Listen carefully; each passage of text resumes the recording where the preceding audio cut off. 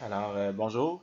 Aujourd'hui, ce que je vais faire avec vous, c'est la solution à l'exemple numéro 13, pardon, à la page 93 de mon cahier de notes de cours, ok, où vous avez une collision entre une voiture qui s'en vient par ici, représentée par Mario, puis un pauvre cycliste qui ne sait pas trop que c'est qui l'attend, euh, notre cher Georges qui roule en direction sur le boulevard Blainville en direction de Mario qui est en retard à son examen. Donc, la question est ici, là, vous pouvez la lire, vous pouvez mettre ça sur pause si ça vous tente de la lire au complet. Donc, la première question qu'on va se poser, c'est quel est le module de la vitesse de Mario auquel est accroché le vélo après son beau Hummer, flambant neuf. Ok. Donc, comment est-ce qu'on a l'information pour trouver ça ici?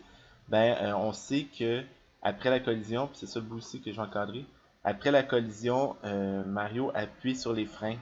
Ok. Donc, on nous dit ici les informations nécessaires pour trouver la solution à la question A. OK? Donc, c'est ça. Je vous laisse, je reviens là-dessus. On va se faire un peu de place. Donc, nous, pour trouver la réponse à la question A, ce qu'on va faire, c'est qu'on va utiliser le théorème de l'énergie cinétique. OK? Pourquoi? Parce que on nous dit que Mario a réussi à se mobiliser en freinant sur une distance de 20 mètres. OK? En exerçant une force de frottement de 46 000 newtons. Donc, nous, ce qu'on sait, c'est que le travail fait par le frottement va nous expliquer de combien l'énergie cinétique va avoir varié. Puis nous, on nous dit que Mario va avoir réussi à s'immobiliser. Ça veut dire que sa vitesse finale va être 0 ici. Ok. Comme il y a une seule force qui produit du travail, mais ça va être le travail fait par la force de frottement. Donc, le travail fait par la force de frottement, comme c'est une force comment dire, de grandeur constante, ok? On peut dire que ça va être la grandeur de la force de frottement fois la grandeur du déplacement fois le cosinus de l'angle θ sur lequel le frottement, pardon, l'angle entre le vecteur force et le vecteur déplacement. Okay. Donc nous, on sait par exemple, si on regarde à l'horizontale, ok, que dans son camion, Georges se déplace par ici, ok, à l'horizontale ici, puis que le frottement agit dans cette direction-là ici. Donc, la grandeur de la force de frottement, c'est 46 000 newtons. La force de frottement est appliquée sur une distance de 20 mètres. Puis, il existe un angle de 180 degrés entre les deux vecteurs. Donc, ça nous donne ici 920 000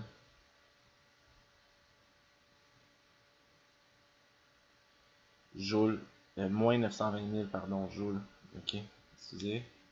Donc, le travail ici qui est fait, c'est moins 920 000 joules. Okay.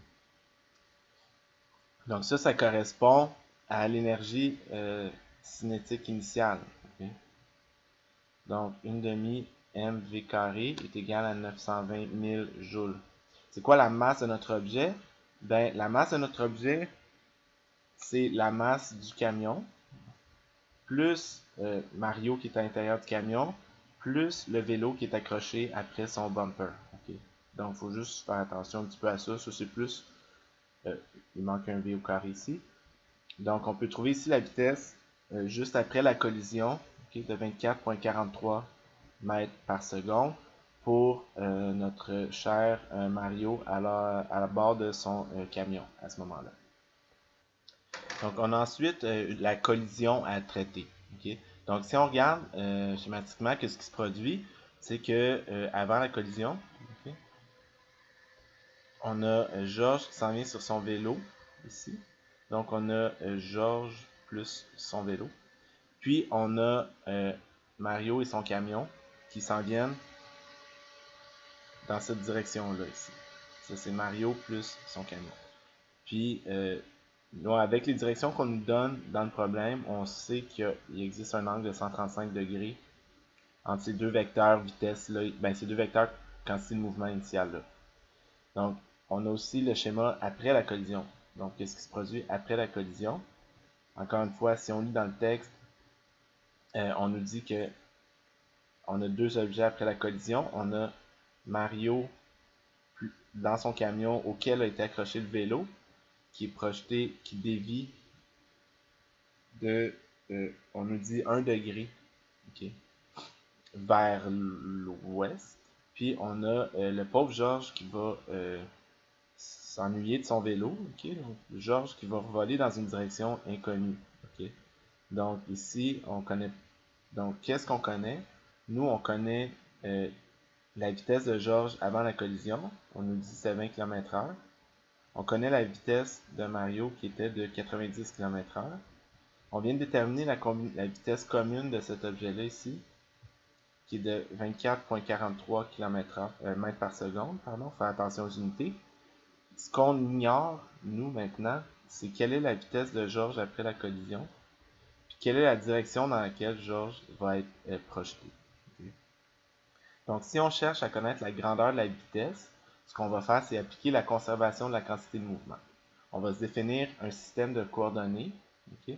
Donc, moi, je vais avoir un système de coordonnées qui va être orienté comme ça ici. Donc, je vais avoir par exemple mon axe X, ici, Y là. Je sais que la quantité de mouvement en X, la quantité de mouvement initiale en X doit être égale à la quantité de mouvement finale en X, et que la quantité de mouvement initiale en Y doit être égale à la quantité de mouvement finale en Y. Okay?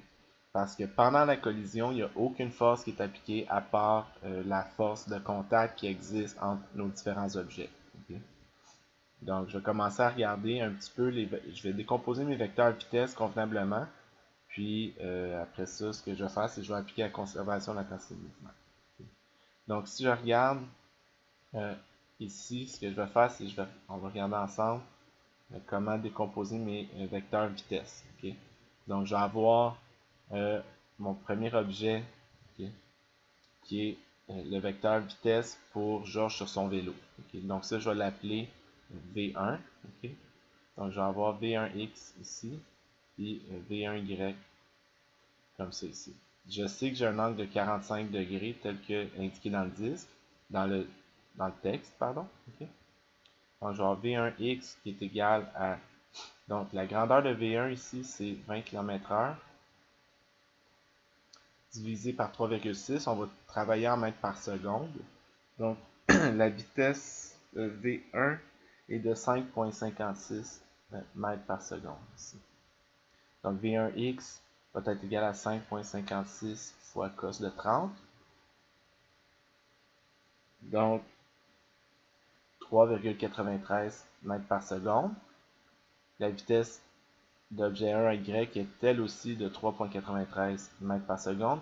Excusez, c'est pas cos de 30, c'est cos de 45. Bon, ça va bien matin, tout est sous contrôle. C'est bel et bien 3,93, c'est juste moi qui ai fait une petite erreur, j'ai pas le goût d'éditer tout ça juste pour ça.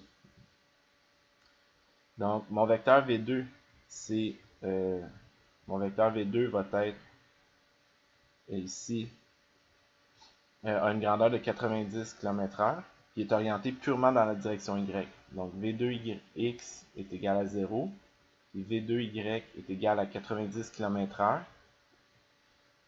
ce qui correspond à une vitesse de 25 mètres par seconde. Mon vecteur V3, lui, va être de dimension de grandeur inconnue. Okay? Donc, V3, mon vecteur V3, c'est le vecteur de la...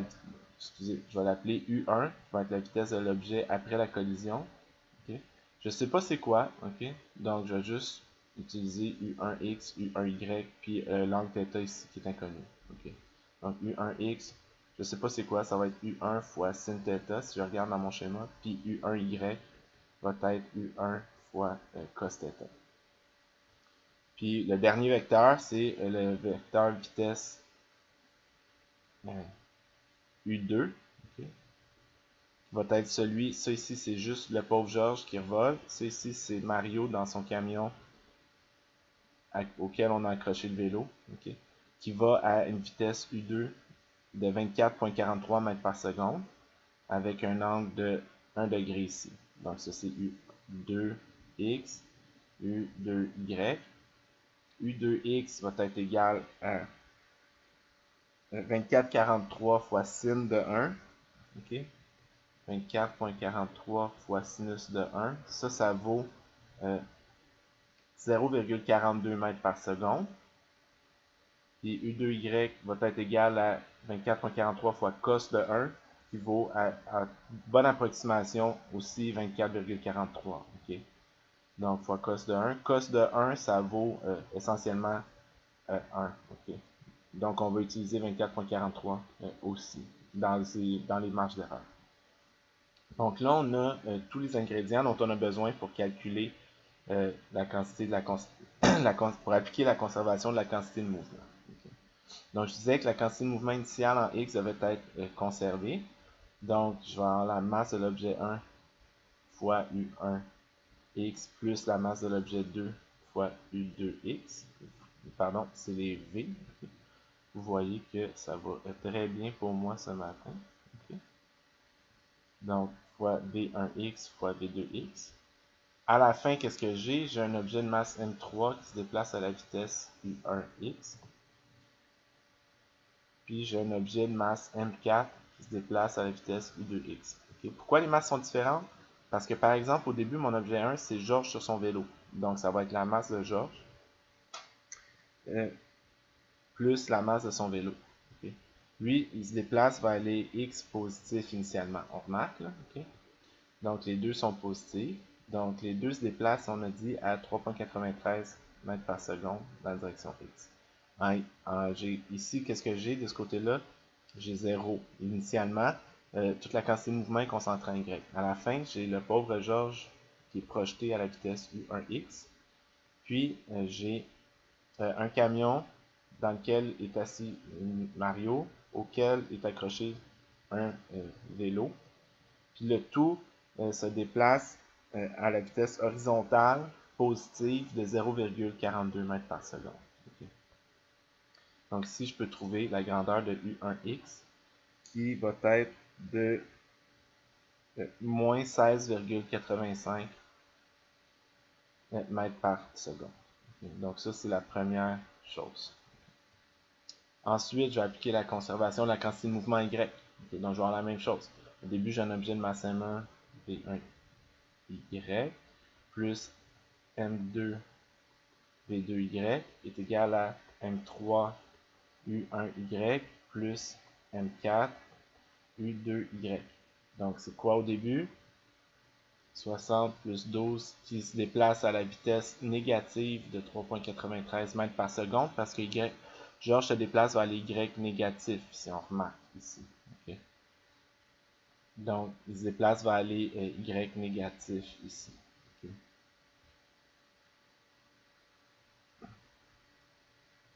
Donc, plus ensuite, j'ai mon camion, lui, c'est lui qui se déplace vers les positifs. Donc, j'ai 3000 plus 70 qui se déplace à 25 mètres par seconde vers les Y positifs. À la fin, mon pauvre ami Georges se déplace à la vitesse U1Y pendant que le reste se déplace à la vitesse de 24,43 vers les Y positifs ici. Donc ça ici, ça me permet de trouver la grandeur de la vitesse verticale de Georges. Donc la vitesse en Y va être positive et de 19,56 mètres par seconde. Donc j'ai ici les composantes du vecteur vitesse finale de Georges. Okay? Puis c'est celle que je vais utiliser pour trouver la grandeur de sa vitesse finale. Okay? Donc, nous, ce qu'on avait dit, c'est que Georges se déplaçait dans cette direction-là après la collision. Okay? Donc, une vitesse dans la direction Y, ça c'est ce que j'appelais U1Y. Une vitesse dans la direction X, que j'appelais U1X. Puis, il se déplaçait avec un angle θ.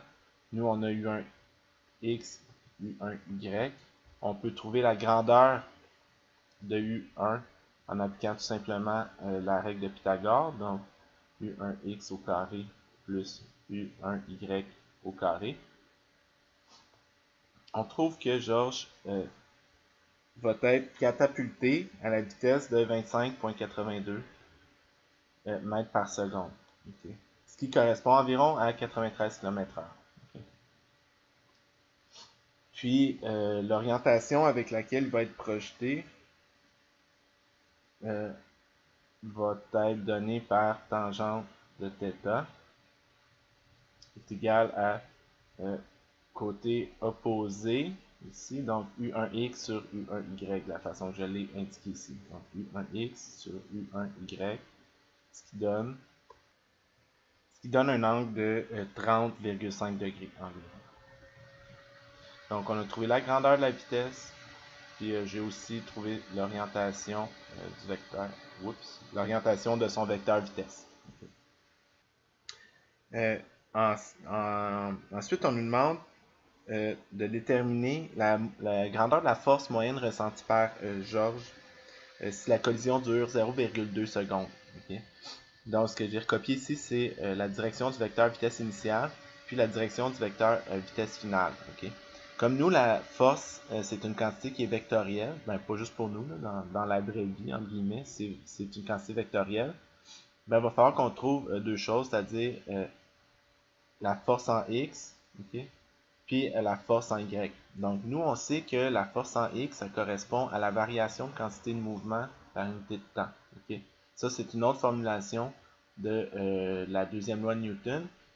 Ici, ça va nous être utile parce qu'on va tout simplement pouvoir faire m fois vitesse finale en X moins m fois vitesse finale en Y divisé par le temps durant lequel dure la collision. Donc, la force en X qu'il va ressentir est égale à sa masse, donc 60 kg. Vitesse finale, il faut faire attention au signe ici. Donc, la vitesse finale, c'est moins 16,85. Vitesse initiale, c'est plus 3,93. Donc, tout ça divisé par 0,2. Okay? Donc, ça va nous donner la grandeur de la force en X qui est ressentie, okay? Qui est d'environ moins 6234 newtons. Okay? Pendant ce temps-là, il va ressentir également une force en Y. Okay? Quelle est la grandeur de la force qu'il ressent en Y? Somme des forces en Y est égale à la variation de quantité de mouvement en Y divisé par l'intervalle de temps t.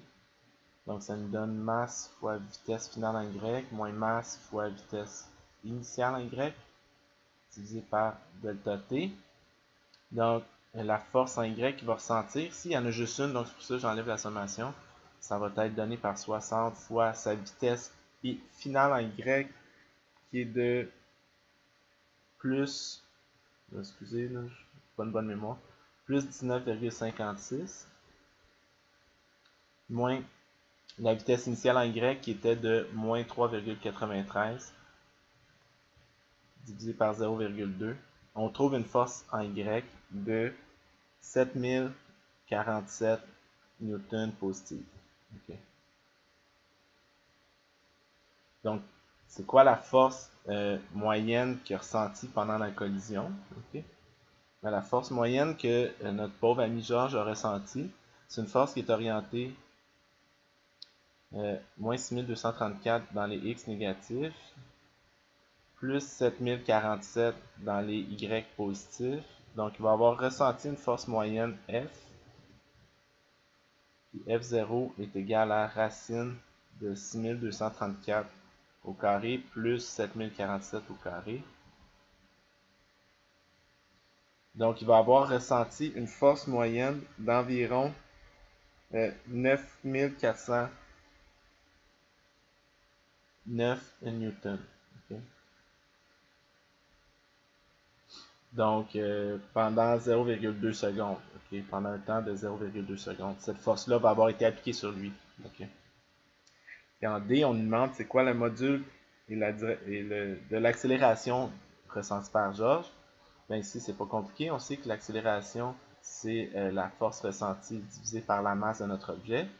Donc ici, il va avoir ressenti une force de 9409 newtons. Comme sa masse est de 60 kg, ça nous donne une accélération temporaire de 156,8 mètres par seconde carré. Okay. Moi, ce que j'aime souvent faire, c'est diviser par G, ici, donc diviser par 9,8, ce qui me donne environ l'équivalent de 16 fois son poids. Okay. Donc, pendant 0,2 secondes, notre pauvre ami Georges va ressentir l'équivalent de 16 fois son poids avant d'oublier ça parce qu'il va commencer à gratter sur le béton pour arrêter éventuellement. Okay. Donc, c'était l'exemple, la page 93 de mes notes de cours.